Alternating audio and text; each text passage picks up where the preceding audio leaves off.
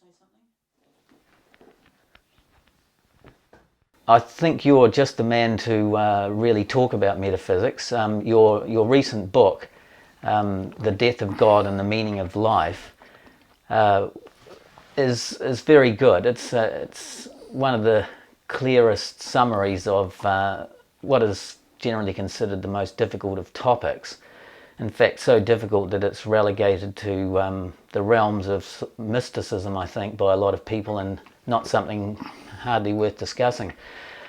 I, however, find it highly worth discussing and very relevant to my life, and I believe increasingly relevant to a lot of other people. Exactly, I assume, for the reason that you named your book, The Death of God and the Meaning of Life, which I'm going to ask you straight off. Was that because you believe that with the so-called death of God pronounced by Nietzsche in the late 19th century, you believe that has removed for a significant number of people a source for the meaning of life, leaving them with a meaningless life, which is a very tough psychological situation, and it's something you wanted to address. So yes, I'd like you to comment on my interpretation of that title for your book. Yes, I think it's undoubtedly true. Christianity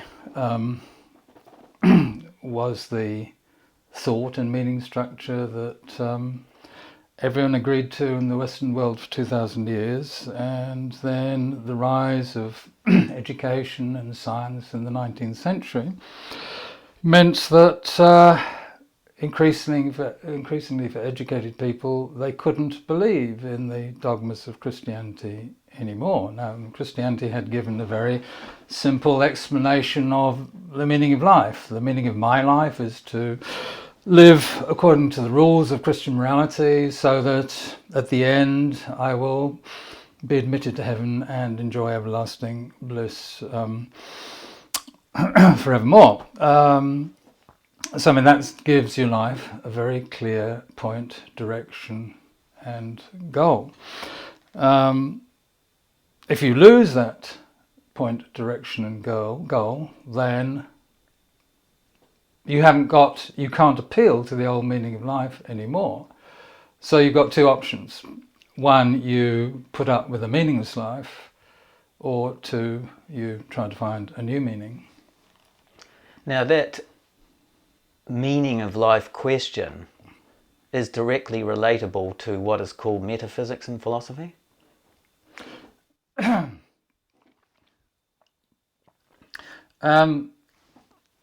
Let me be a bit anecdotal. Actually, when I was a boy growing up in England, there was a radio and TV program called The Brains Trust, and there was a philosopher, Professor Joad, who was on the Brains Trust, and whenever he was asked a question about X, he would always say, well, it all depends on what you mean by X. And so that the philosophers of that time got the reputation of being people who could never give a straight answer to a straight question. And that's what I'm going to say. I'm going to say it all depends on what you mean by metaphysics. The origin of the word metaphysics, Jonathan probably discussed this, so I'm just repeating him probably, but the word originates with Aristotle.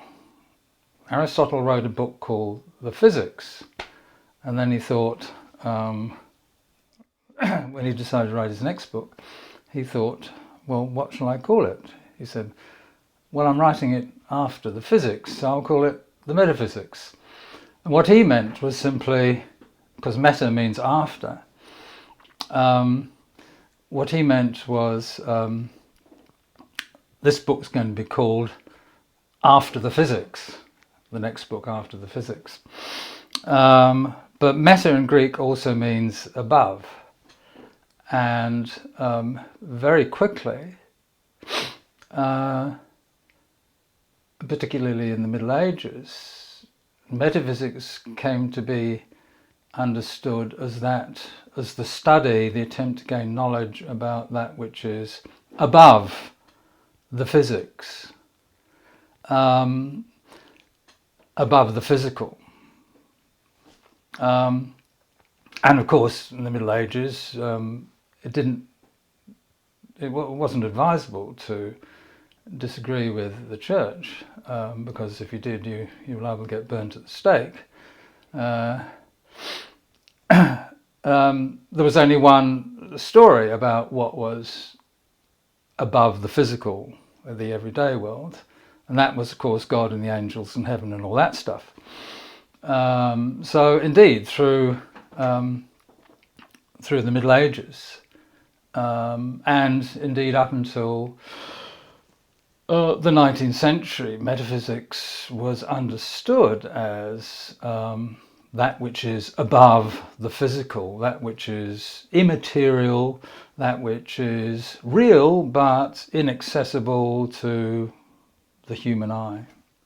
Because the medieval way of thinking was that what we see is just mere appearance, and the really real is underneath that. It's not immediately visible, and so they had sort of two. I actually think that's more a 19th century reinterpretation. I mean, in the Middle Ages, they had a rather literalist geography.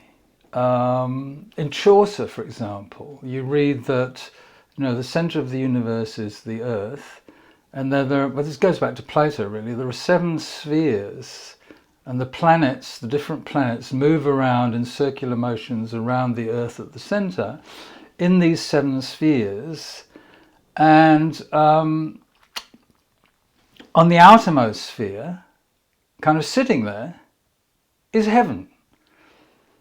And actually, it's perfectly straightforward. You can see that heaven is there because when you look up into the bell of the night sky, you see those little holes with the light of heaven. I mean, we call them stars these days, but in the Middle Ages, you saw the light of heaven shining through the holes in the dome of the heavens, so that you knew that.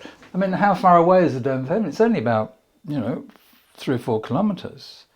So you knew that the souls of the departed, I mean, provided they were lucky, were up there just 3 or 4 kilometres above you. I mean, they had a map of the universe, right? Just like we have a map of the Earth.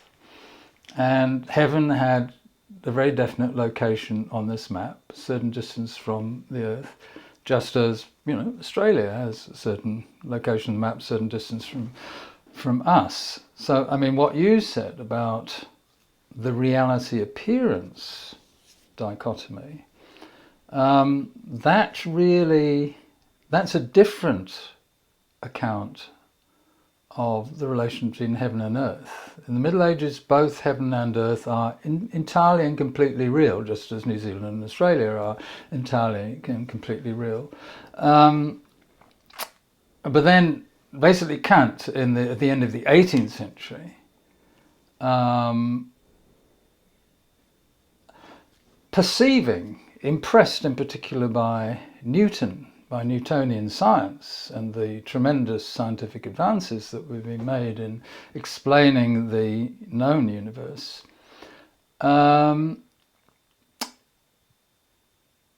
what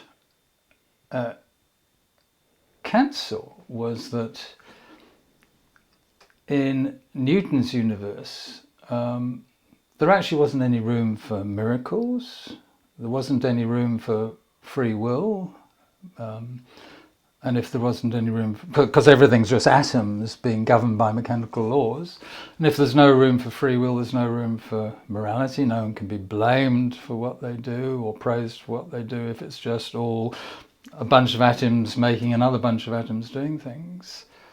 So Kant, who was also a religious person of sorts. He was brought up in the German Quietist tradition. He invented this appearance reality idea that the everyday world, he said, right, that's absolutely Newton's domain.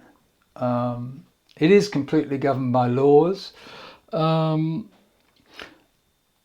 But, he said, that world is only an appearance. It is merely a construction by the human mind. To put it crudely, it's a kind of dream, a kind of waking dream that we all have. Dramatically, Kant didn't say the reality behind the dream, the reality we would see if only we would all wake up. He didn't say, we know for a fact that that's God and the angels, because he saw that, we can never step out of our own minds. If our minds construct the world of appearance, and if the world of appearance reflects the structure of the human mind, well, that's the only world we can know about. So he said, we can't know anything about reality. Reality is unknowable, but it can be an object of faith, which Christianity has always been. So we can still have our Christian faith that out there in reality is God and the angels, and believe in Newtonian science as explaining everything there is to explain about the world of appearance. So it's Kant's the appearance. Kant famously said, "I have found it necessary to beat back knowledge in order to make room for faith." Newton knows about the everyday world, but that's the world of appearance. That still allows us to have faith that the real world is the world as described by traditional Christianity. That's good for philosophers, and for Kant especially. I dare say he's a human being like all of us. He has his own, being a very intelligent human being, a very introspective human being that he was. He had to deal with the issue of the time in his own time, and he did it. And he came up with a way out of the Newtonian problem, which was that the universe is mechanical, and if you know the rules of that machine, then you can predict the future and create the future, and there's no room for freedom for the individual will. And this was a genuine crisis, a huge crisis for the individual. And Kant was very much an individual. In fact, philosophy, if anything, is the religion of the individual, in my interpretation. It's how the individual copes. The person who's happy in the group, in the tribe, in the community, in the huge community of the church, will find their solace there perhaps, and they don't identify so much existentially with the individual human atom, but more with the group and its feelings and beliefs. But me, I'm definitely an individual type. I dare say you are. Hegel was, Kant was, Schopenhauer was, Nietzsche were. None of them were all group people. You wouldn't find a group philosopher. They're all individuals, and I think I've got to be realistic. I don't believe that even what we're discussing here would be of interest to someone who is happy in their community, whatever the community is. Might only be a rugby club. I still think if they're very happy in that community and they find meaning within the community's ethos, might be a gang actually, they'd probably have turned off by now on this program. But for those people who for some reason or another were alienated or cut off, or have adopted the prevailing philosophy of our age, which is that the individual is the unit of every society, just as the atom was meant to be the unit of the whole universe. Now the individual is the unit of all sociological formations, all economics. And some people have taken that on completely, but find a deep crisis within it, as Hegel, as Kant did, and that is, well, yes, if I follow this individualism right through the science of the unit, I end up with the mechanical universe, which rules out, strangely enough, my free will as an individual, and I'm just part of a machine, and that leads to a crisis of meaning. Well, what's the point? What's the use of all this? I come into this machine, it grinds away in a way that I have practically no control over, and then at the end, worst of all, I'm wiped out as an individual, completely. At least the group person feels that they live on within the group even if they die. When they die, they live on within the group, even if that group is their kids or their family or their rugby club or their church, or if they take it up further, God is eternal in that sense. But the individual doesn't have that solace, so it's a double whammy for them. And I'm trying to be practical here. This isn't just an academic exercise, this philosophy, this metaphysics. This is survival. This is life and death for an individual who's confronting the death of God, and worse than the death of God, they could handle that. It's their own death that upsets them. And if there is no God to live on in, then their own death appears to be total annihilation. Now, I don't think, Kant really addressed that issue. People don't appeal to Kant for solace.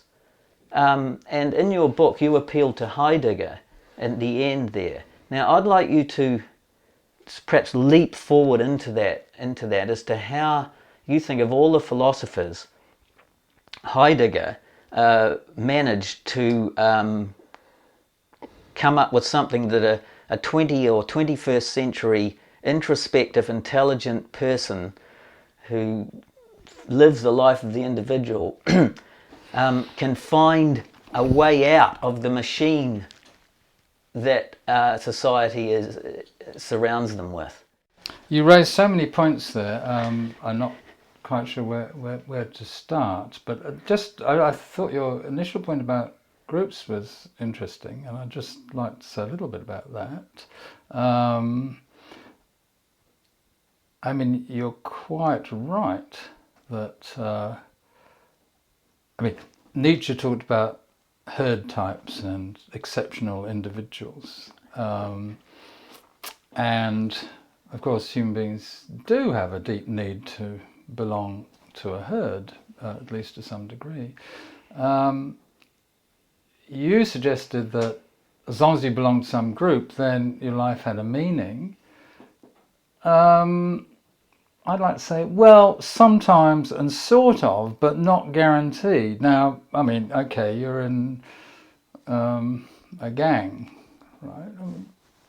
Of course, your life has got a certain kind of meaning, loyalty, brothership, bashing the guys in the other group.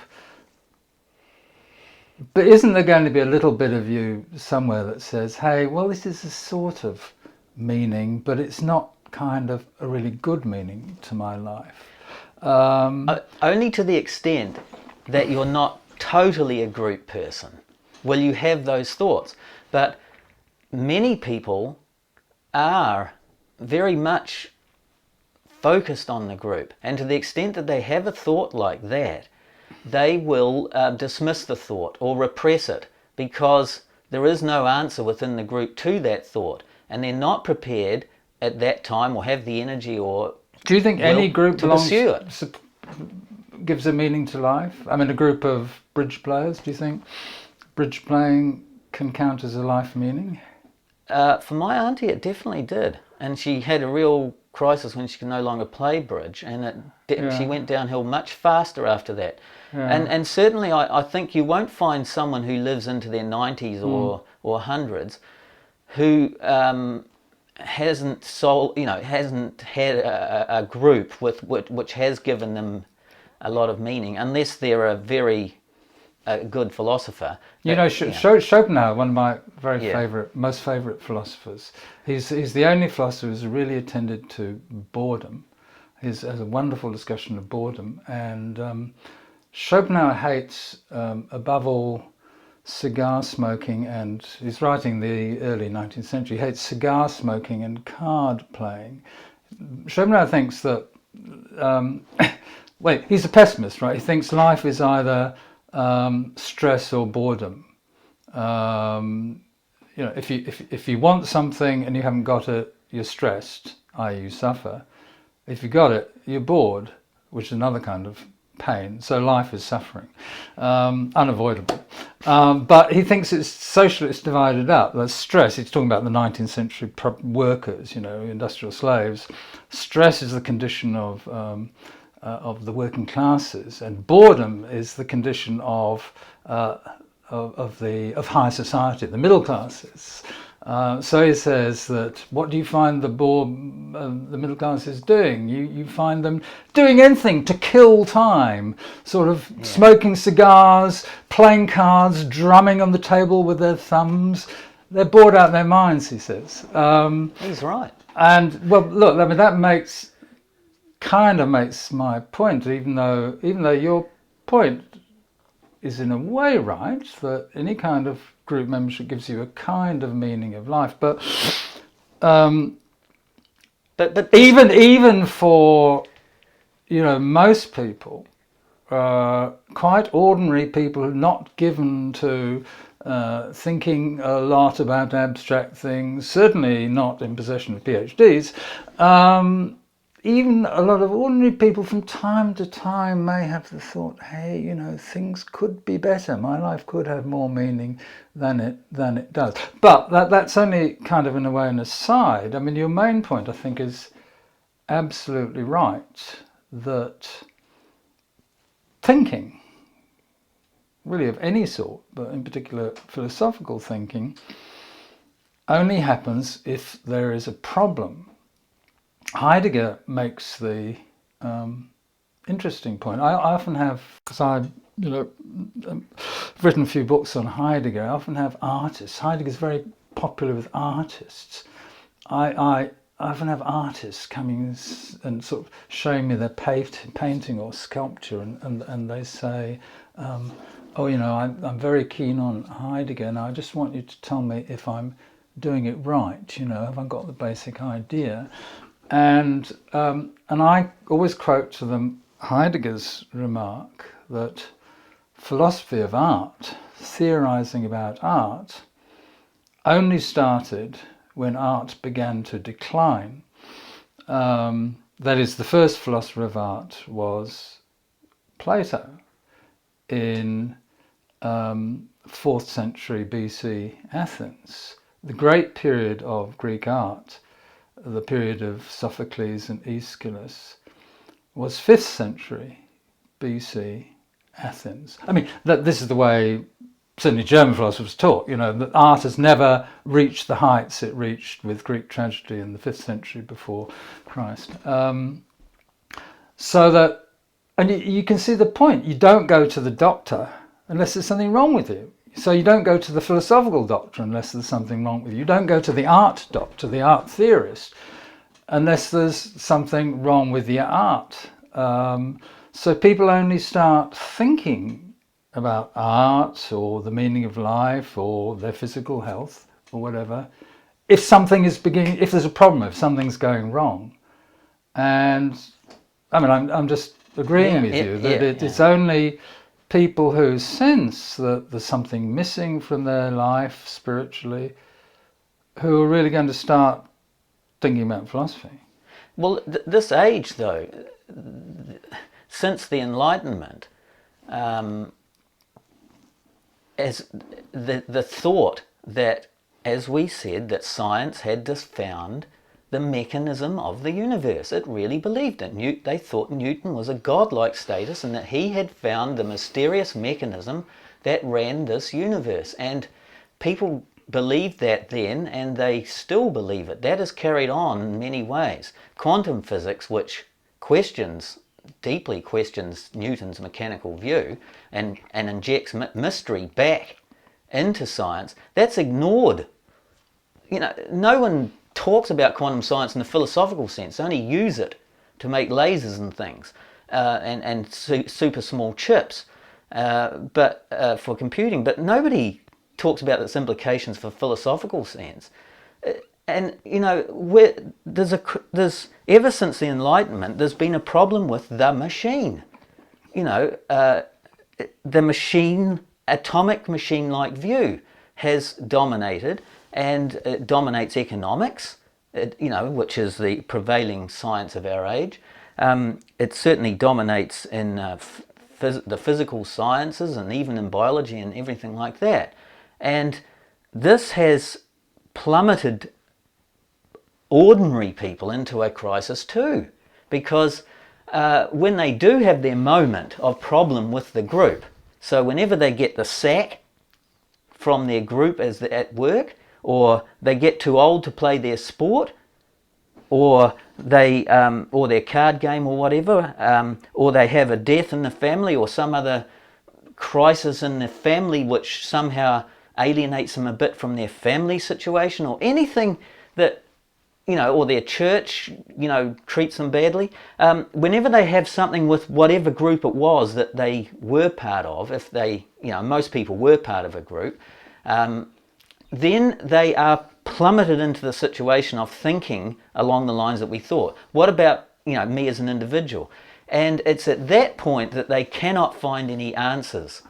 It's at that point that they have a philosophical or an existential problem. And that's why your book brings us right up to that and says that we won't find any answers with Schopenhauer, with Kant, with Nietzsche, Sartre, Camus. I mean, all of these people are basically not really providing a convincing answer, even if people read them, which they don't. And Nietzsche does come up with something. Now, Heidegger, you mean? Heidegger comes up with something. What does he come up with that, for you, having thought about this more than just about anybody, you've arrived at that conclusion? I'm very interested in the conclusion that Heidegger, what did he really mean towards the end there?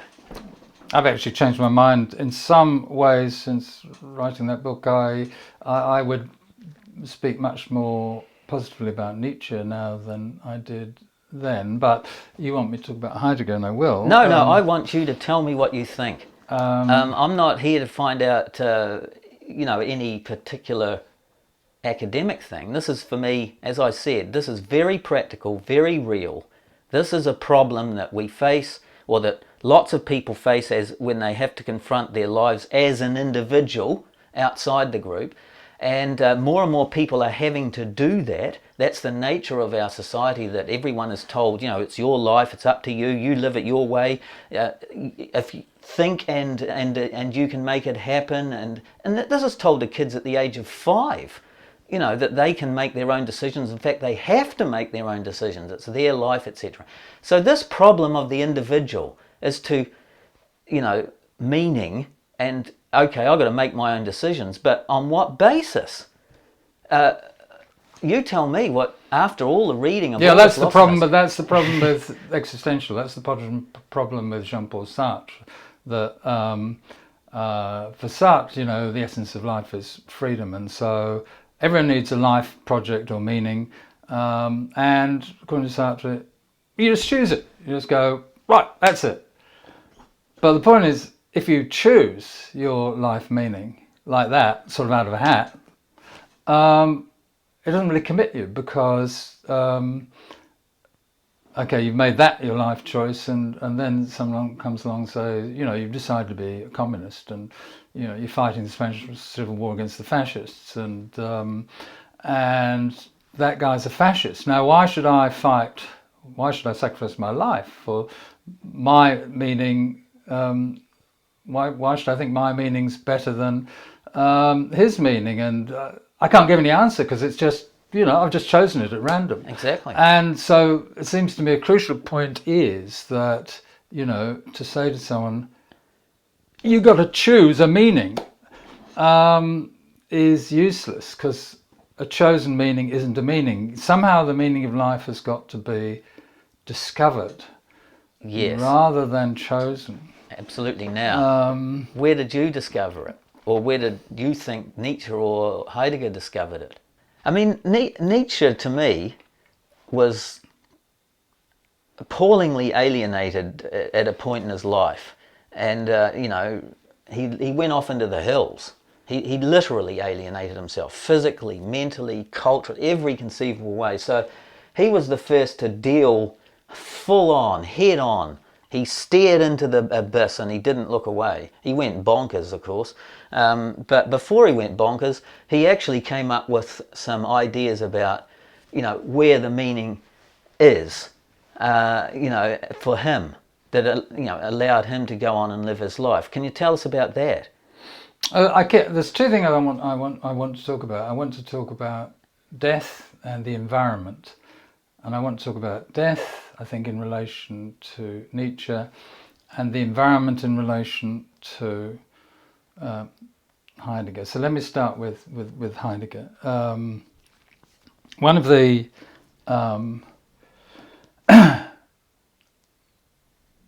one of the peculiar things about Heidegger is that he reintroduces the word metaphysics in a quite new sense. Okay, this is a bit complicated. We have to start off with the question, what is truth?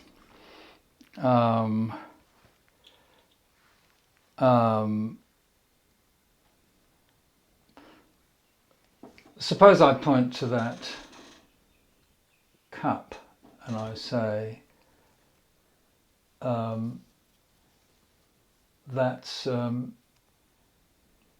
very thin. And you say, well, no, it's not very thin. You get quite a lot of stuff in there. And I say, oh, well, I meant the surface of the cup, of the outside of the cup. So, okay, that's a silly example, but what it shows is that if you're trying to say something true, you can't indicate your meaning by just pointing. You have to have a presupposition for a conversation. I mean, when you said, well, that's not a thin cup, holds quite a lot, you thought I was just talking about cups, but for the sake of the silly example, I was talking about you thought I was talking about ordinary objects, whereas actually I was talking about the surface of objects. Now those things are what Heidegger calls horizons of truth, presuppositions that govern a given conversation.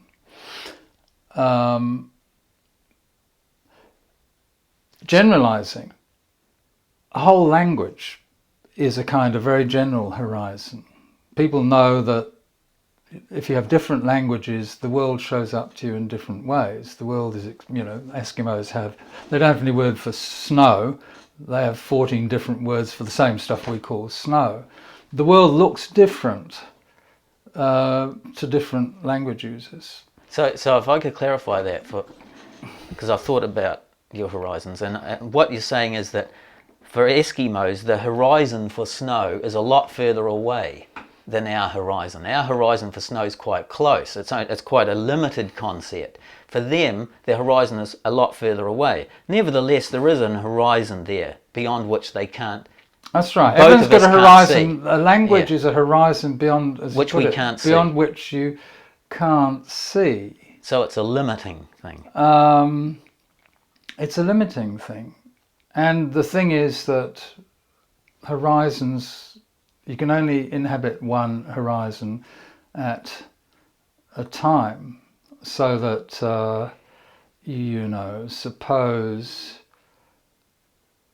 suppose we're looking at this building and you're a real estate agent and I'm a historian of architecture, and I say, that's immensely valuable. It's was a very fine example of something. And the real estate agent say, oh no, look, $11,000 tops. I mean, no one's going to pay for the upkeep. Different horizons. So you've got different horizons, but the thing is that these horizons are compatible with each other. That gives you an image of reality as a whole, or as Heidegger calls it, being as a whole. If one thinks deeply about it, about the nature of reality, it's infinitely faceted. It contains an infinite number of aspects, only one of which is available to us at any one time. And even if we put together all our knowledge, all the various aspects under which we know reality, there's still an infinite, as Heidegger calls it, mystery. Something that's completely inaccessible to contemporary human beings. And whoever you are, from another planet or some future humanity, there's always going to be the infinite mystery. So that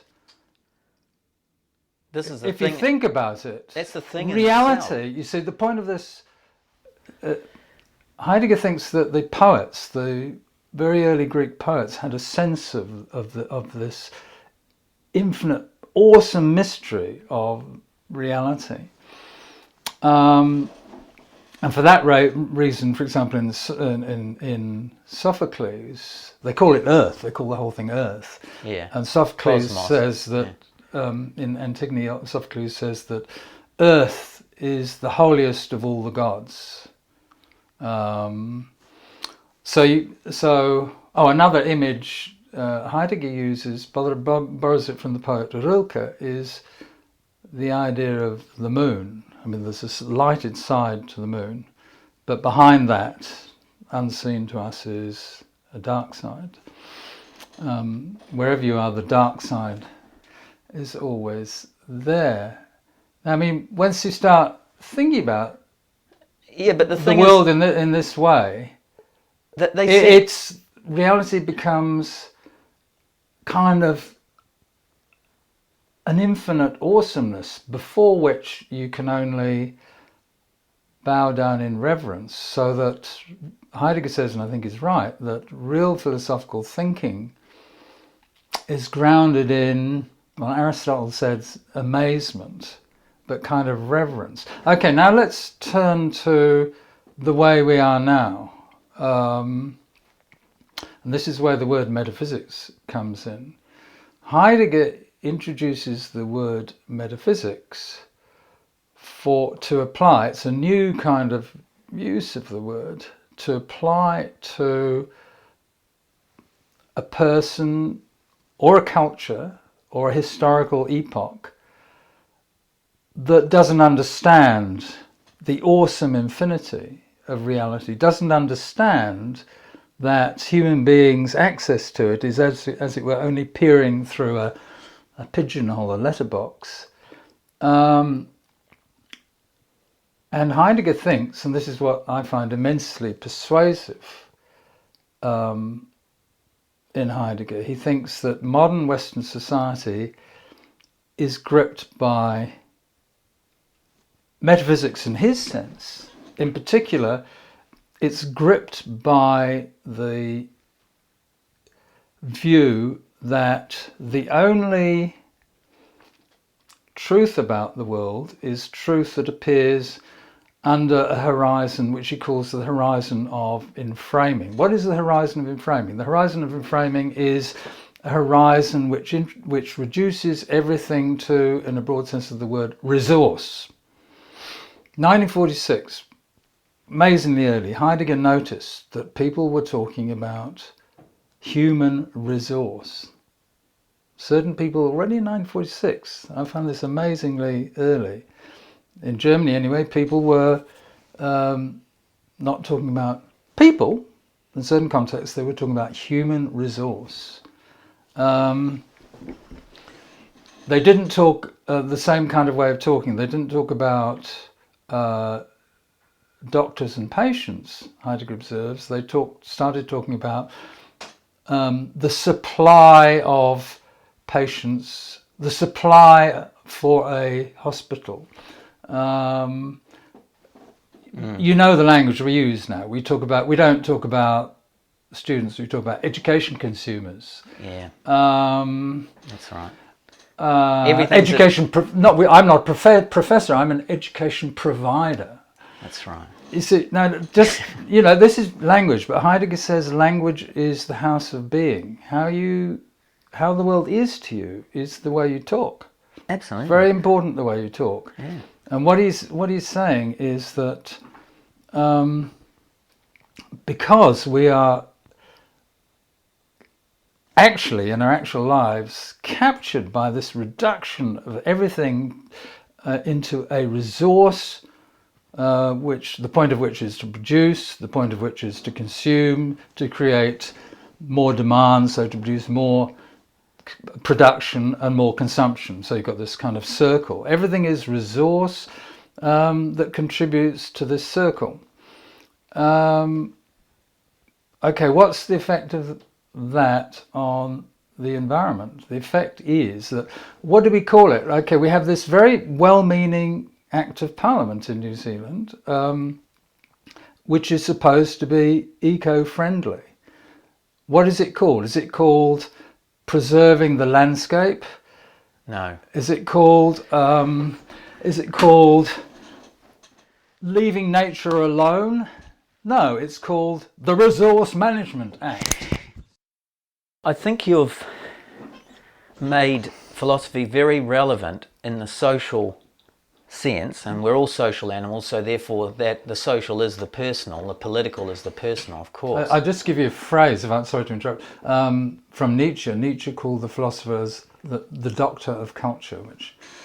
Yes. Doctor of culture. I think that's only part of philosophy's job. I think philosophy has two main things. It's about, the lover of wisdom, but we're all humans doing philosophy, so primarily humans are concerned about humans. And there is two... Yeah, but that's the whole Heideggerian point, that maybe we've got to have a radical spiritual transformation whereby we recognise humans as simply part of the natural order. Oh, totally. If I could finish. Yeah. To the extent that we're humans and we have an increasing knowledge, we understand more about our connections to and reliance on not just the immediate family or the tribe that we used to understand, or the immediate animals and plants that used to surround us, and that was all we were concerned about for our survival. Now, with spaceships going into space and with atomic crackers cracking, our levels of understanding are so much greater. But nevertheless, what that means is that in order for me to survive, which is my primary concern as a life form and a human being, I'd like to start from there. Everyone is concerned with survival. I mean, you quoted in your book Camus, who said that the only real serious philosophical question is why we should or should not commit suicide. And, that wasn't flippant. That's, for the modern person, that's a question. People used to just be interested in surviving, and then when they found they could survive, psychologically they had to come up with a reason. But I want to keep this a bit simpler. I had a point there, I don't want to stray off, and that is that we're social animals, therefore, if we don't have a society, which you could call a culture, which is functioning, which is working in some level for us, we can't survive. And that makes us interested in politics and economics and all those other things. But we also need another, and philosophy must perform there when there is a crisis, as you just pointed out. We're now aware that our effects on the environment are so dramatic that they could crush us at the social level. and not just at the individual level, or the tribal level, but at the global level. So now something going on in the United States, which affects the climate or the oil supply or something, is of critical importance to us as a social animal. It could have a dramatic effect. I could lose my job because somebody in America, ticks a box. And so this gives us a global political consciousness, which we could call environment, and it's now extended past the human environment and the machine environment out into the so-called natural environment, which we now realize that those trees out there are essential for our survival.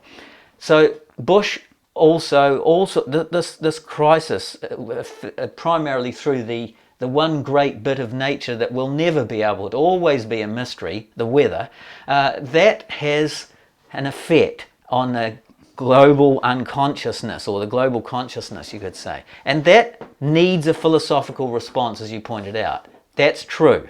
And I think Nietzsche was dealing with that. But you know what? Really, Nietzsche's problem was personal.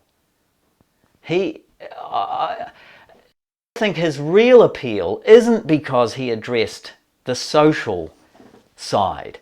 He talked about culture all the time, and the herd animal, and what a hero was, and the Uberman, and all of that. But in the social sense that society needed an Uberman, but really he thought of himself as an Uberman and an overman, or a Superman, as some people have quoted him wrongly.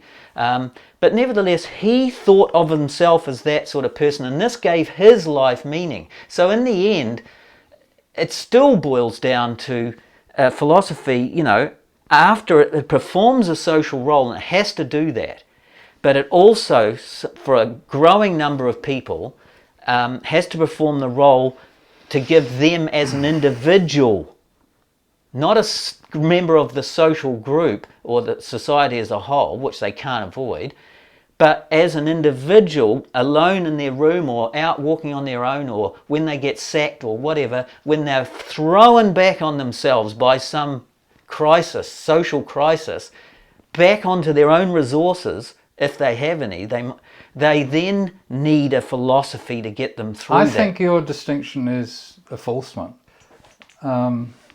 Consider actors, right? You can't be an actor without an audience. Being an actor is essentially an other people demanding activity. I actually think an authentic life meaning is, in that same way, communal. I actually think, human beings are, one of the good things I think you can say about human beings is that they have a certain commitment to, deep down, all human beings have a certain commitment to the well-being of something other than themselves. And I think that an authentic meaning of life has to be something, it can't be stamp collecting, because stamp collecting it's just me in my room and the stamps. It's got no communal aspect. It doesn't benefit anyone else, really. So I think that's a condition of an authentic life meaning, that it's outward looking and is concerned for the well-being of some important something other than myself. And that's what I think is important about Heidegger, that you actually understand, if you read Heidegger deeply, and you kind of achieve this new modesty about the importance of human beings in the world, so that human life is just an aspect of an infinite totality, and that all parts of the totality are valuable, then you understand that, what is the human being's relationship to this totality? If it's an object of reverence, then it's something you not only care about, but care for. So if you think yourself into this Heideggerian way of being, then you discover the meaning of your life. The meaning of your life is caring for, as he would say, being. Of course, that includes other human beings that are part of the totality, but they're only a part. You care for other things, true, too. Trees, waters, air, outer space. Obviously, you focus on where your own particular talents are going to be most useful. But it does seem to me that, if you think about things with Heidegger, then you do discover an authentic meaning to your life. I know this sounds terribly cynical, but it isn't. It's what I really think. I think that what you just said there is the divinization or the godification of ignorance. Now, that's what Kant said. He said, look, we can know all these things. That's true. And that does appear to make the universe a machine where there is no room for free will of the individual. And therefore, what's the point of living? Because all the decisions are basically made for you. You don't actually make any decisions. You're not, this is a crime. And he said, but no worries. Kant said, don't worry about it, because the thing in itself, not the thing for us, the phenomena as we see it. No, yes, we can have all sorts of rules around that, but the thing in itself, we can't know. And there is the freedom. And therefore, that gives me the space, the hole in knowledge, through which is the great mystery, and there is where the freedom lies, and we can never know it, but we just know that we don't know, and that allowed him to have some faith, and the mystery was there, and the greater thing which we couldn't know just restored the religious feeling back and the comfort of the religious feeling. Because if we don't know, we can't say for sure that we don't live forever. We can't say for sure that there isn't a heaven. And the ultimate answer of the religious person to the atheist person is, but you can't know there isn't something. Now, for a lot of people, me included, I would contend that I cannot make ignorance a god. It doesn't work for me. It doesn't give me sufficient meaning. And, Heidegger has updated Kant in the light of the 20th century. He has done that. But in the end, you're left with the Schopenhauer or the Sartre, or the worse of all, the Camus, who said, forget it. There is no real meaning that you can really get your hands of. You're just going to have to live in a sort of a sea of, so forget it all and just live right now, and just live the moment right now, and burn up your life rather than let it fade away. That leaves a pit in one's stomach. And I don't think we've been answered. That ignorance isn't enough, for a lot of people. Yeah, it's not that ignorance is divine. What is divine in the human is the recognition of one's own ignorance. Now, you are indeed acute. It's quite acute of you, and I agree with you, to notice that the Heideggerian outlook is, in a certain sense, an updating of Kant. But it's very different. Kant has reality out there, and then there's the kind of dream world that we experience. There's nothing like that in Heidegger. In Heidegger, we apprehend the real world, all right? Yeah. But it's only an aspect of it. And the way ignorance comes in is that one sees that it's like an iceberg, that most of reality is hidden from us and must be hidden from us. Now, you say, so I mean, in a way, well, no, here's another point. There was a movie called Close Encounters of the Third Kind or something. It was clearly kind of God. And God turned out to be, or maybe just the angels, they turned out to be fun little men who get out of spaceships. How can you ever worship fun little men who gets out of spaceships? Any God worth being a God has to be mysterious. Any lover, anyone worth loving, your wife, your partner, whatever, has to be mysterious. If you've plucked out the heart of the mystery of your nearest and dearest, you have no nearest and dearest. It's respect for the mystery that is the essence of any kind of love or reverence. So that the way in Heidegger is different from Kant is that essentially Heidegger is a pantheist. Being as a whole is God. It's like Spinoza, it comes from Spinoza, yeah, really. yeah. But it has to be mysterious, otherwise it can't be divine. You cannot have non-divine, non-mysterious divinity. Yes, but you see, lots of people are happy. And this is the technological outlook, the outlook that wants to, make everything unmysterious, take it apart, like the kid with, his first watch. He wants to see how it works. Once you've pulled it all apart, it's gone. It's not interesting anymore.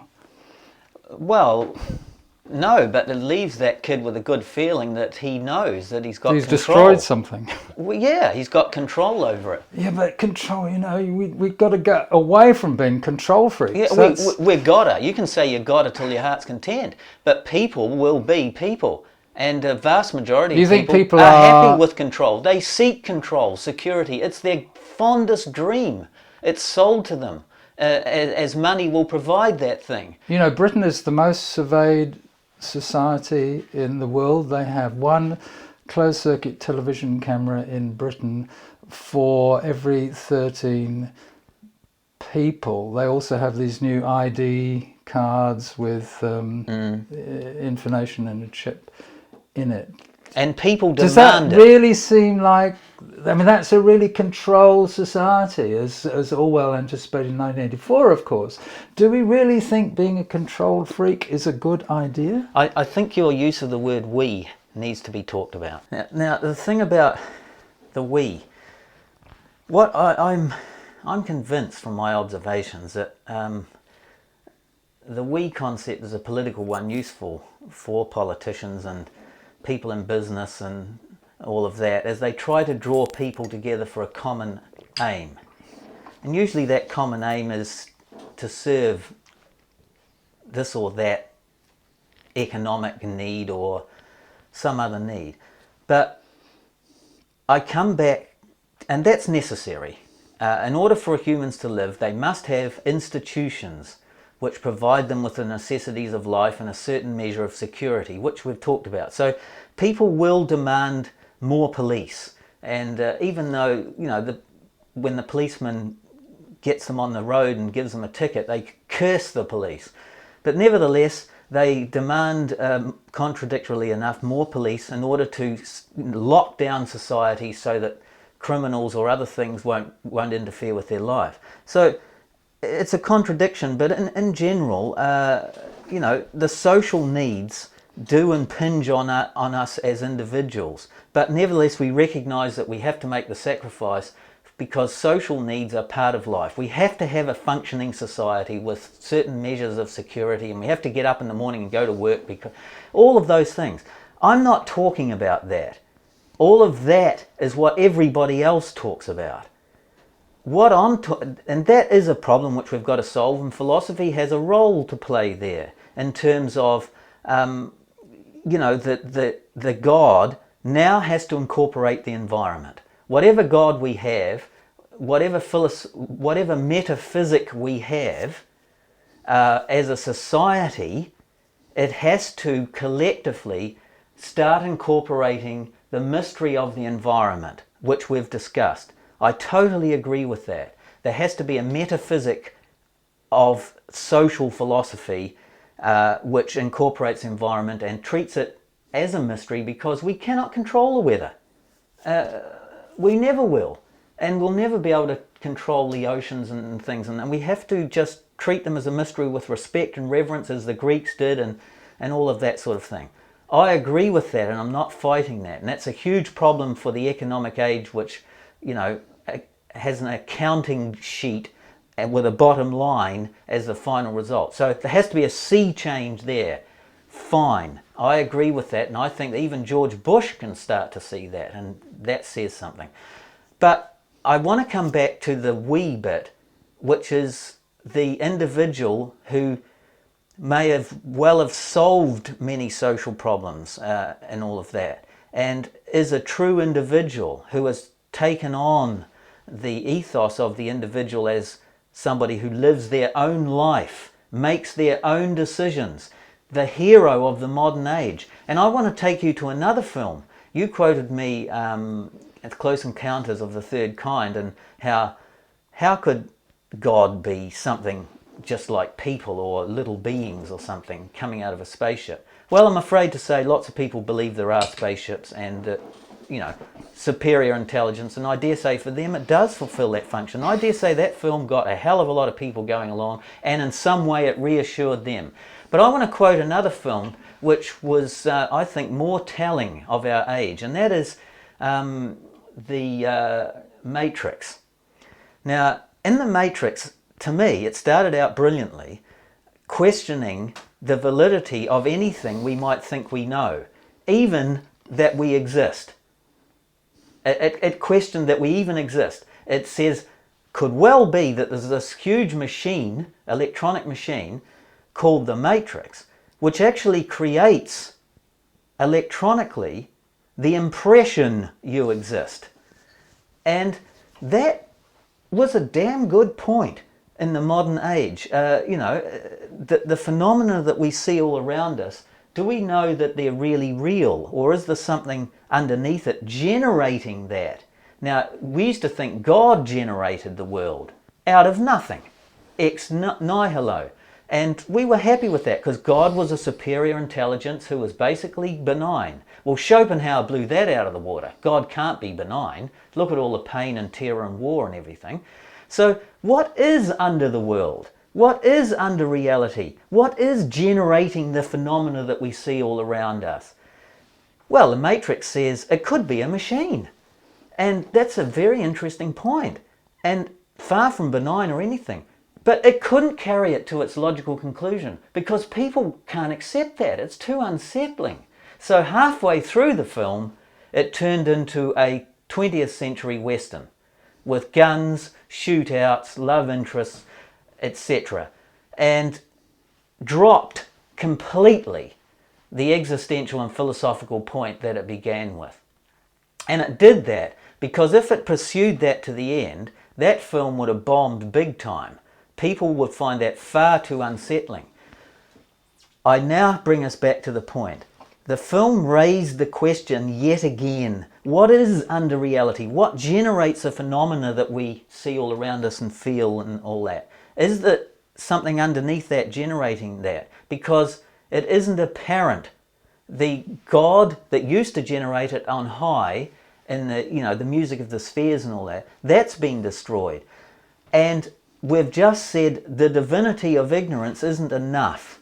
People will still want to know what is generating it. They can't just accept that we can't know what it is, and the great mystery is something that I can worship and that gives me meaning in life. I don't believe that is sufficient. And I still think that there is a giant question mark for me, and I can't believe I'm alone, for what is generating all of this stuff around. And I'm not sure Heidegger did actually answer that. As I said, I think he's a rerun of Kant. And that somehow in that quantum physical Of course age, he didn't answer it because the whole point of Heidegger's philosophy is to persuade you not to ask that question. That is, to use a bit of philosophical jargon, there are questions which have, as philosophers say, false presuppositions. Classic example, have you stopped beating your wife? You're saying to me, okay, look, this is the really big question I want to ask you. Is it a kind of giant machine that's generating it all? Or what is it that's the source of it all? That your question has a presupposition, namely, there is something, one unique thing that's the fons et origo, the generative source, or everything. In other words, you're just locked into, you don't recognize it, but you're locked into traditional Christianity. You're looking for another name for the traditional God who created everything out of nothing. You're saying there's got to be, something like a traditional God, maybe a machine, whatever, who cares? But there's got to be something that plays the role that Christian metaphysics attributed to the creating God out of nothing. The whole point of my little excursion through the Heideggerian theory about truth, Heidegger's correct account of what truth is to get you out of asking that question. Because once you realize that any kind of assertion you make is internal to some horizon of disclosure, once you think about that analysis of what truth is, you'll see that there can be no answer. Any account of something fundamental to the visible world is only going to be, at the very best, an aspect of that which lies behind everydayness. It can only be an aspect. There can never be a final answer. So the way, it's, Wittgenstein said that philosophy was kind of therapy. The point of philosophy was to show the fly the way out of the fly bottle. You're buzzing around in this kind of metaphysical fly bottle that is really created by the traditional Christian thought structure, and you need to read lots of Heideggerian philosophy to get you out of the feeling that there's got to be a God or a machine that's making everything. The metaphysical fly bottle. It certainly feels like you're right. I have to be humble here and think that, yes, I might be the ubiquitous fart in the bottle, rushing around and getting nowhere. Nevertheless, I do believe that what Heidegger has said is about truth, which is what we're all after. And I suppose metaphysics is meant to touch on some sort of ultimate truth or absolute truth, the truth that is under the truth. And that's sort of what we're after. And I said that, possibly it could be an electronic machine creating the truth. And that's very unsettling. And most people won't go for that. And I certainly don't. But the Matrix was happy to point that out, but then it had to back down. Now, the truth, in the 20th century, was that I think Heidegger is just a philosophy of, the horizons of horizons. And that is that we can never get past a horizon. There is no horizonless truth. There is no ultimate truth. And so Heidegger is saying whatever horizon science gets to, and it has got in relativity to the horizon of the edge of the universe, and it has got in quantum physics to an horizon called a Planck length and a Planck distance, where there is no matter at all. So matter is not ultimate, and time is not ultimate. In fact, there may well be many, many universes that are completely different to ours. So the ultimate, as based in the 20th century, has removed all ultimates from us. The poor human individual looking for a God-like ultimate truth or creative principle, Heidegger, quantum physics, Einsteinian relativity, backed up by Camus and Sartre, have removed that possibility from us. They have taken away the last crutch of the individual, that there is some metaphysic or ultimate truth that we can understand. And I wonder that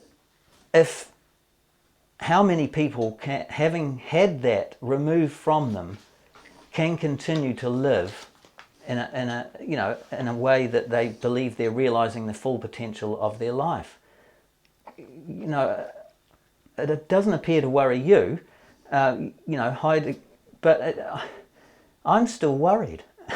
Can you reassure me that the crutchless existence, where there is no end to the horizons, is something that we can live perfectly happily with? I can only really speak out of my own experience, but I've found one of the sad things of growing old is that every day the world gets smaller. When I was young, I went to a boarding school in the south of England, and the grounds of the school seemed enormous. They seemed the size of a world, and I went back about 30 years later and it was tiny. When I emigrated to New Zealand in 1970, it just seemed an unbelievable distance.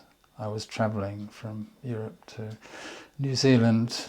Now I pop backwards and forwards, 2 or 3 times a year. It's just sort of like getting the bus down the road. And of course this is very convenient. But to me, it's also scary. That is, I often find the modern world, a claustrophobic place. That you can't get out of. You go a few holes in some Pacific island or somewhere in the Caribbean, it's all the same. You just get in the same plane, you get there, it looks the same, the shops are all the same. It's boring and claustrophobic. Absolutely. So for me, by extension to metaphysics or anti-metaphysics, for me it was wonderfully liberating to become convinced that the Heideggerian understanding of truth and being as uncapturable, no matter how many horizons you apply to it, there's still more. I found that tremendously relieving and a wonderful experience. So do I need some absolute, ultimate, final truth? No, I think I'm better off without it. Could the absolute well, no, you do have an absolute and ultimate and final truth, and that is that you're going to pull a philosopher's trick on me now, I know. The horizons. Yeah, you're going to say you have an absolute truth, namely that there is no absolute truth. Yeah. That's true. That's my absolute truth. Your absolute is relative, and that's fair enough. I think I tend to agree with you. I do agree with you.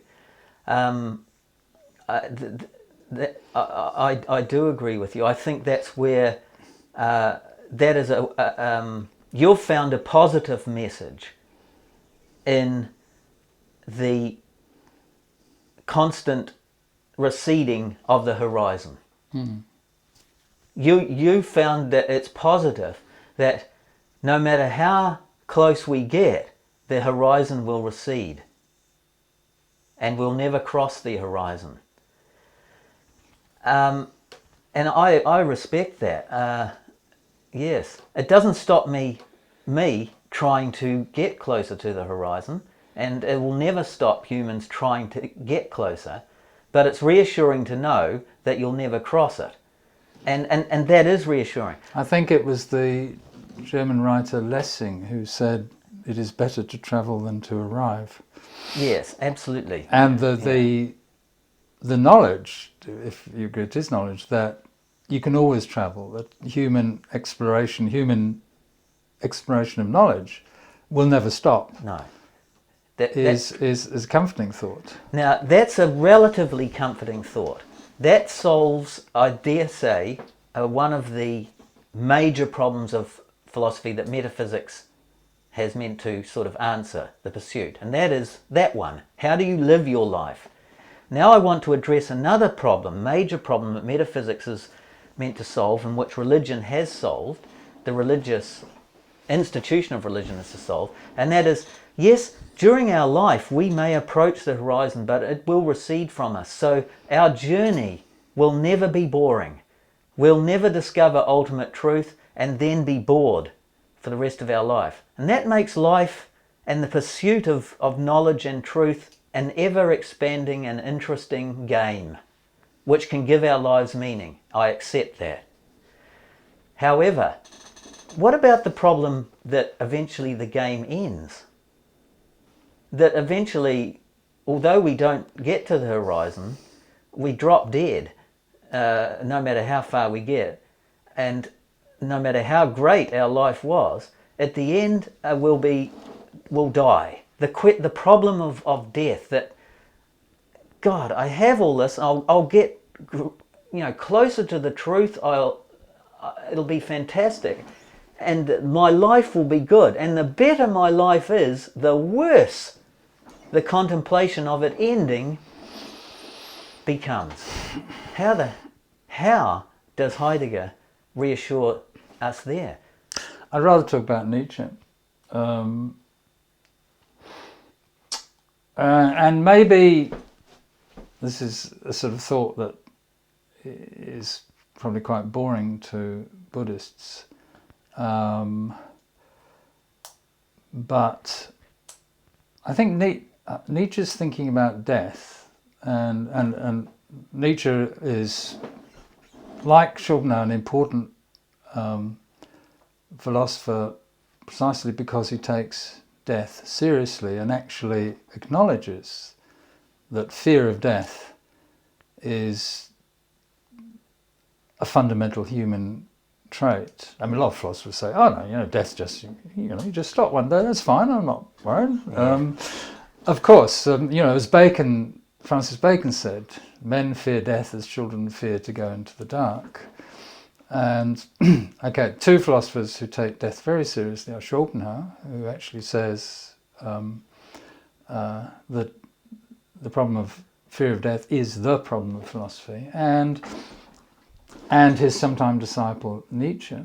Okay, a very important idea in Schopenhauer is the idea that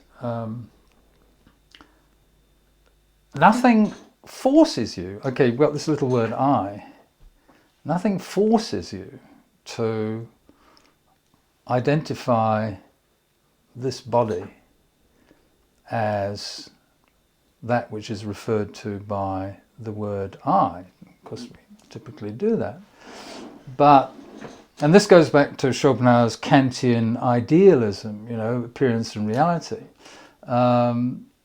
In Schopenhauer's philosophy, there are actually two I's. There's the everyday I, this embodied thing that buzzes around in space and time. And then there's the transcendent or transcendental I, and there's only one of those, which is the dreamer of the whole world dream.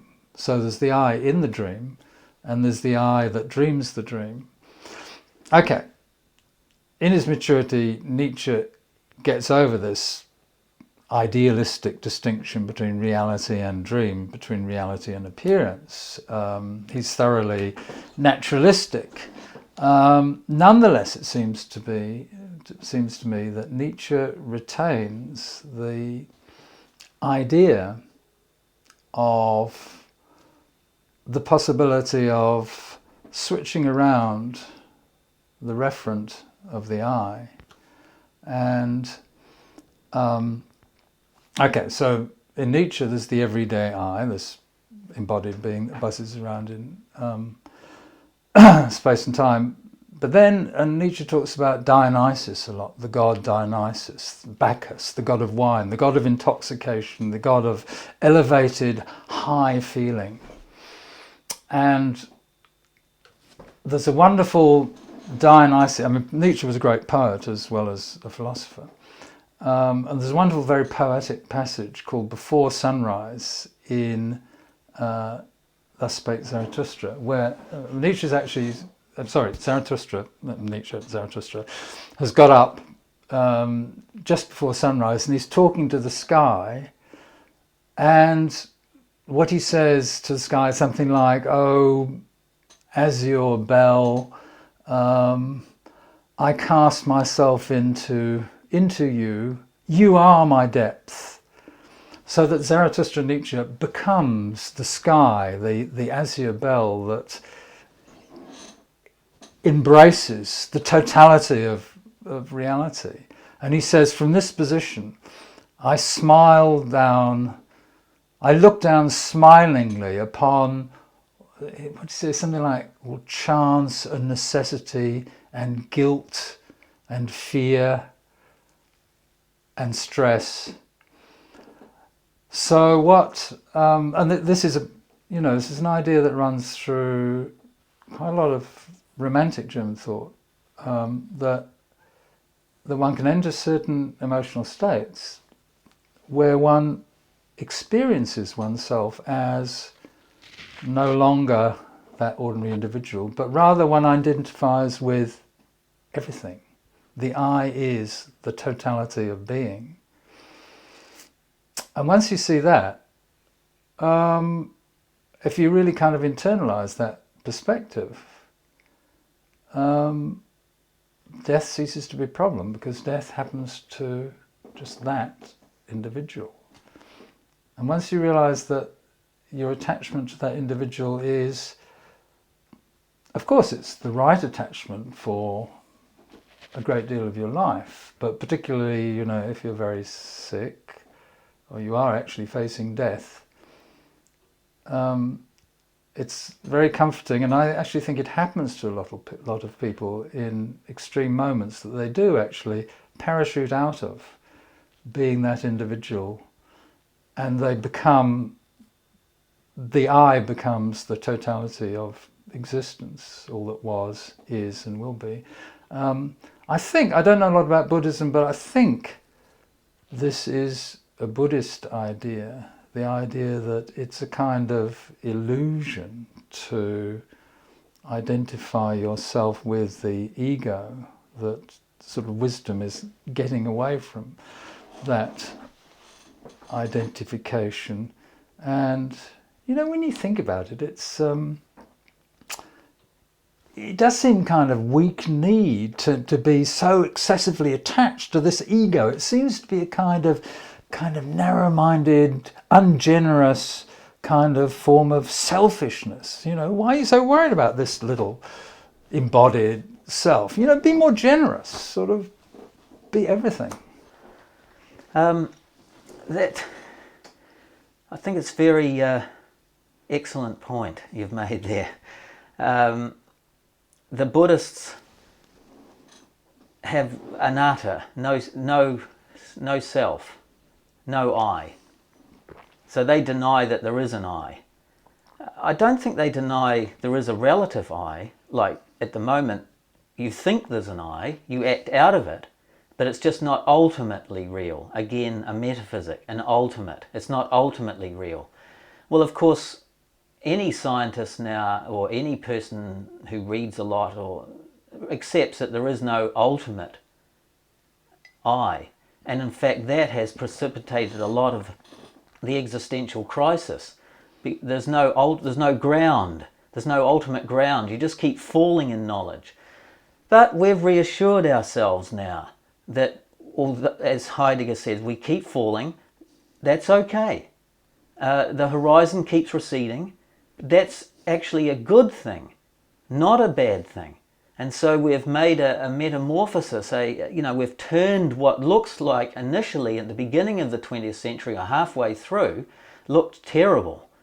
The end of God, the end of a solid metaphysic, an ultimate, an absolute, a creative principle, that caused tremendous upheaval and is interpreted as meaning that it's a very negative thing and it took away our meaning. Well, it only took away one form of God, as you said, the Christian God or the Platonic God, because the Christians got a lot of their ideas from Plato after all. It took away the forms, as Plato said, which was a godlike world where the ultimate forms that never changed. It took away all ultimates and absolutes, and that was a crisis, but you're saying, and I accept, that Heidegger turned that around and said, nah, that's a positive thing. Just as Kant had done in an earlier way, but more convincingly. However, as I pointed out, that does leave us with the problem, well, if I'm not ultimately, if there's nothing ultimate, what is the I? What am I? That means I'm not ultimate. I'm not anything. I'm not ultimately anything. And, I don't think the Buddhists did say what you said. What the Buddhists, I believe, were saying was there is no I in the sense of a human being, but there is a soul, if I could use that word, a spirit as a modern term. Be reassured, Buddhism says. Be reassured, the New Ager will say. The new religion will say. God is not a bearded, benevolent man, true. But you do have a soul. You do have a spirit. And Buddhism backs this up. And that spirit will go through many incarnations, not even in a human form on many occasions. Nevertheless, there is an ultimate ground to you. It isn't an I in the sense of you think of it now as your current ego, but it is there. And it goes through many incarnations. And then comes Buddha's most unpopular bit, the bit that Buddhists, I never hear Buddhists talking about, or maybe I don't listen or something, and that is that Buddha said, and the ultimate end is to get off that karmic wheel. I don't want to keep going round and round with some eternal ultimate soul or spirit that never goes anywhere. The end, the real ultimate is to get off it and to die and not be reincarnated, not come back, for the soul or the spirit or whatever you want to call it to disappear. And I don't know if many Buddhists actually want to do that, or many people want to do that. A lot of the Bodhisattvas came back. They had an opportunity to get off the wheel, and they decided, so-called out of the benevolence of themselves, to come back and educate the world. But that could have been fear of death that they did that. It could have been they don't want to get off the wheel. Only Buddha, he did, and he did get off the wheel, and he's not coming back. And now here we are, all little Buddhas, all with the opportunity of getting off the karmic wheel, and when we die, whatever we are will completely disappear. And that caused a huge crisis, but no, wait, there is an answer, and the only answer, and I believe maybe Spinoza kicked this one off. He said that God is all of being, and to the extent that we are beings, we are connected to all of being. We're part of the cosmos, and we can limit ourselves to a part which will disappear, but as death approaches, a much more philosophically reassuring way to look at the cosmos, the whole, which is God, is to identify with the whole and not the part. So as the part begins to disappear and its demise approaches, it makes sense to stop identifying with the part and begin to identify with the whole. That is a logical step and pretty reassuring. of course, we've got to make it convincing that that actually is realistic, that we really can do that. And I guess that's up to the philosophers to phrase that. You can do that. That you're indicating by your confidence that to some extent you have already done it, perhaps. Yep, from time to time, yeah. From time to time. That is the epiphanies of life, that just every now and then we suddenly don't identify with this I, and we just find tremendous release as we become part of one with nature, or is that the phrase that's most commonly used? That it does happen then. Yeah. It is something that we can prove is true because we have experienced it, and you have experienced it. Yeah, it's true that the experience happens. I know. So far as your comments on Buddhism, I'm not a Buddhist scholar at all. So although I did spend a wonderful hour with the Dalai Lama once, who struck me as an amazingly wonderful man. I mean, but the thing I've never really understood about Buddhism is how it can both have the no self dogma and the reincarnation. I mean, it would sort of seem that if there's going to be reincarnation, there's got to be a self that is reincarnated, and no doubt Buddhist scholars have some explanation of this.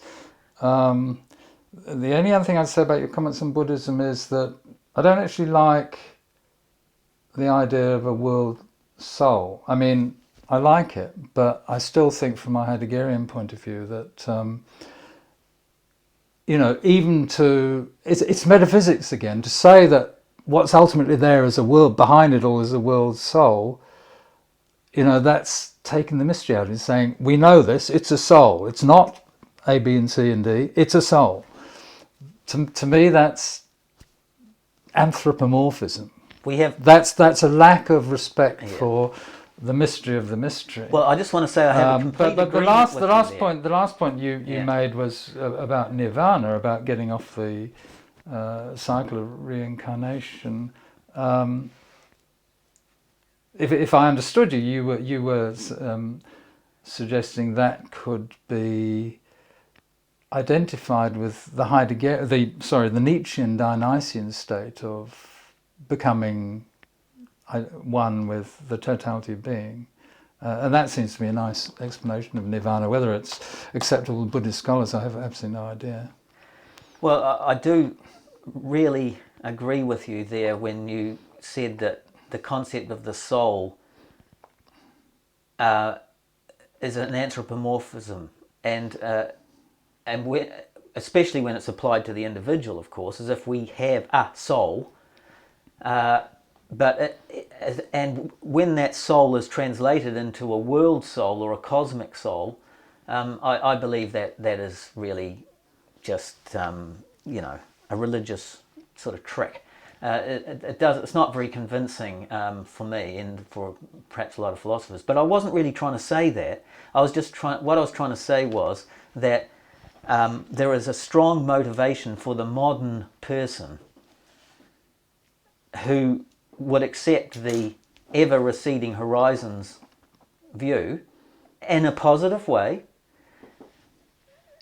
That as that philosophy approaches, as the person approaches their old age, that they then have to confront the other bit, the death bit, and that there would be... Well, actually, we confront it all the time. I mean, one of the points Heidegger makes in Being Time is that death can happen at any moment. You may not make it out of this house, for all we know. Human life is eternally fragile, and it's a kind of what Heidegger calls inauthentic thinking, to say, death only happens to old people, and I'm not old, so death doesn't concern me. It'll concern me one day, but not yet. Yeah. That's inauthentic thinking. It can happen, now. Yeah. It's an inauthentic thinking that I realised when I was about 12, yes, that I was capable of dying. And in fact, every night felt like a bit of a death at that time, as you said, going into the night. But yeah, the thing about identifying with the whole. Now, the only thing is, I think in order to identify with the whole, you need a strong basis to believe that that is a realistic thing. And don't you think that science itself is pointing us in that direction? That philosophy and science can come together there at that point? That, you know, that science would not be in conflict with philosophy, if I put it that way. That all of them can come together. The religious need that we have, the fear of death and the meaningfulness of life, which religion has supplied, it's still a need, even though religions have been blown out of the water.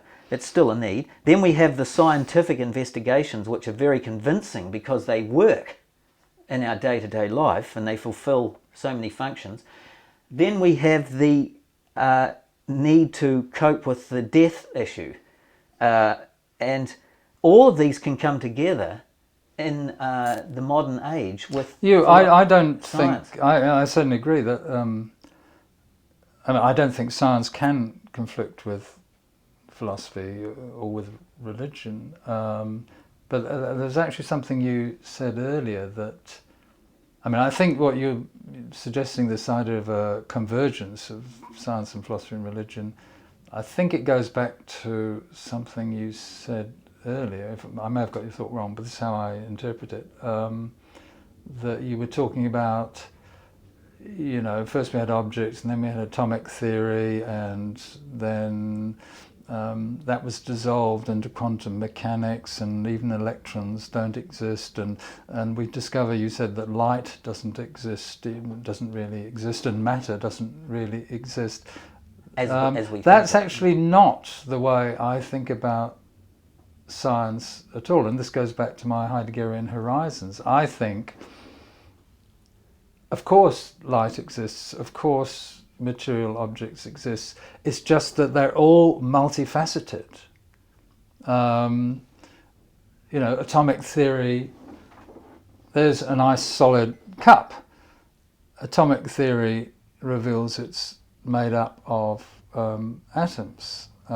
Okay, it's a cup and it's made up of atoms. What's the problem? It's both those things. Yeah, light is, you know, waves, light is particles. What's the problem? It's still light. These are just different disclosures, different aspects. You see, it's actually exciting for science because, you know, you don't have to say those guys are wrong. You say, well, those guys have got one aspect of light and we've got another aspect of light. You don't have to say light doesn't exist. But sooner or later, that argument, the endless horizons and depending on whatever horizon works for you argument, is simply modern postmodernism, deconstructualism, postmodernism. That's all that is. Just pick your view. I mean, a lot of my colleagues would take that as a compliment, but I do not. I'm very much against postmodernism. Me too. And the difference between me and postmodernists is that they say there isn't any truth at all. They say, hey, look, you know, some people say light is waves, some people say it's particles. So it can't be either. All we've got is interpretations. There's no reality out there. That's what they say. I say rubbish. It's particles and waves. It's a solid coloured object and it's a bunch of atoms. So the difference between me and the postmodernists is that I say truth is multiple, and they say there isn't any truth. That's a pretty fine distinction. No, it's fine but fundamental. It's more reassuring to think there is a truth, but the multiple horizons and endless horizon viewpoint does leave one with the necessity of relative truth. No, truth is truth. It's just... let me give you another example, a piece of music, say a Beethoven symphony. We all know that different conductors, different orchestras, different periods in time perform, let's say, Beethoven's Pastoral Symphony, perform it in very different ways.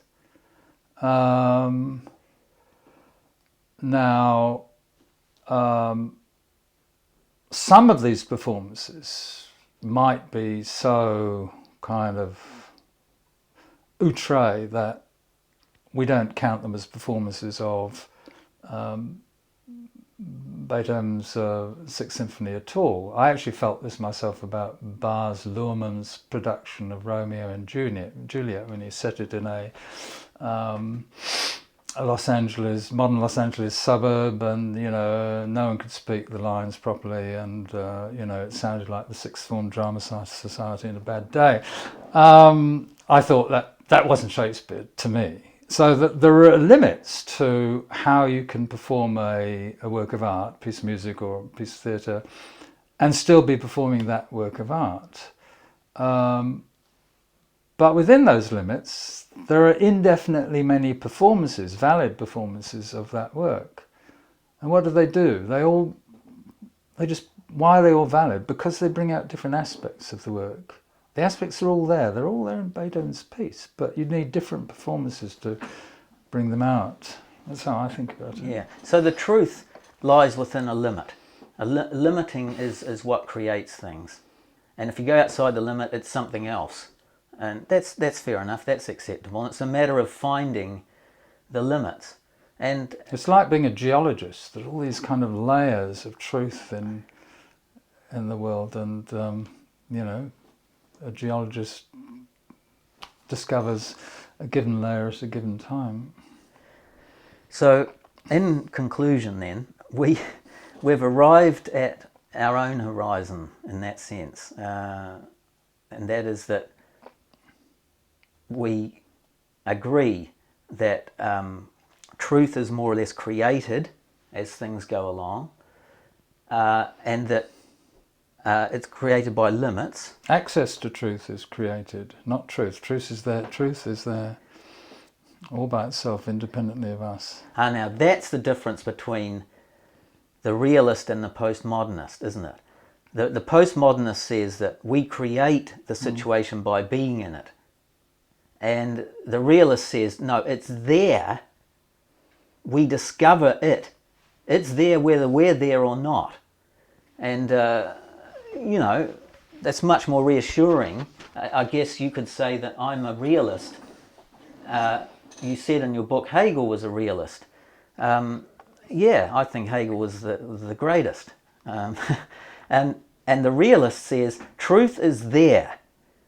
It's a matter of discovering it. Correct. Now, I can live with that. Okay? The fact that the truth will recede from me the closer I get to it, I can live with, as long as I know there's something there. It's there all right. There's something there. And you're saying it's there all right, we have agreement. A lot of people, postmodernists, are basically, they're saying it's not there. You created it. By being there, you created something. If you weren't there, it wouldn't be there. So therefore, truth is just a truth for you. It isn't something you discovered, it's something you created. And ultimately, Sartre says, create your own life. Create your own mission in life, your own life story. Because there is nothing to discover, there's nothing ultimately there, which is beyond you, which is bigger than you. So here we have two contending philosophies, and we can conclude we both are realists, not postmodernists. But I suspect my need to get closer to what is ever there is more pressing than your need to get close to the discovery of what that thing is, even though I can't totally put my hands on it. I would be happy when I know that I can't put my hands on it because it's ultimately there, but it's not something you can put your hands on. That's something like that. And then I will identify with that thing, which will get me past death, because it'll be there when this corporeal relative being has gone. That ultimate thing will still be there. I will have identified with it whilst living. I think the Buddhists called this, the released while living, or something like that. Mm-hmm. Yeah. Okay, well, the therapy session has been successful, at least for me. That'll be $500. Cheap at the price. Thanks very much, Julian.